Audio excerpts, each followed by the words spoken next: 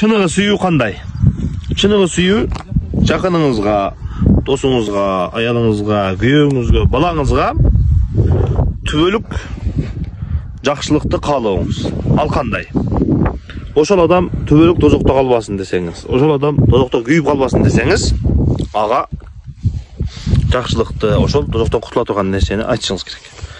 Досуңуз, аялыңыз, күйөөңүз, балаңыз күнөөгө батып жүрсө, анын көзүнчө жылмайып, аны жакшы көрүп, мен жакшы көрөм дегендигиңиз сиздин сүйүүңүздө кандай бир кемчилик бар.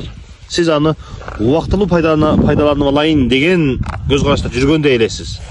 Анын эртеңки күнүн, анын келечегине күйбөй жаткандай болуп көрүнөсүз. Ошондуктан аялыңызды, күйөөңүздү, балаңызды, досуңузду чындап жакшы көрөсүзбү? Анда анын түбөлүктүү жашоосуна да көңүл буруп коюңуз. Сиздин досуңуз түбөлүк жашоодо жыргалчылыкка бара турган ишти кылып жатабы, же болбосо тозокко бара турган ишти кылып жатабы? Эгерде бүгүнкү күндө анын жүрөгү ооруп калбасын деп таштап койгондук, анын түбөлүк тозокто күйүүшүнө ыраазы болгондук деген эмес. Анын бүгүнкү күндө жүрөгү ооруп калат деп түбөлүк тозокто күйө турган кылып таштап койгондук, ошого ыраазы болгондой болот. Ошондуктан досум түбөлүк тозокто күйбөсүн десеңиз, ага жакшылап насаат айтыңыз. Түшүндүңүз, досум, аялым, күйөөм, балам, сени ушундай келечекте тозок күтүп албасын, түбөлүктүү азап күтүп албасын.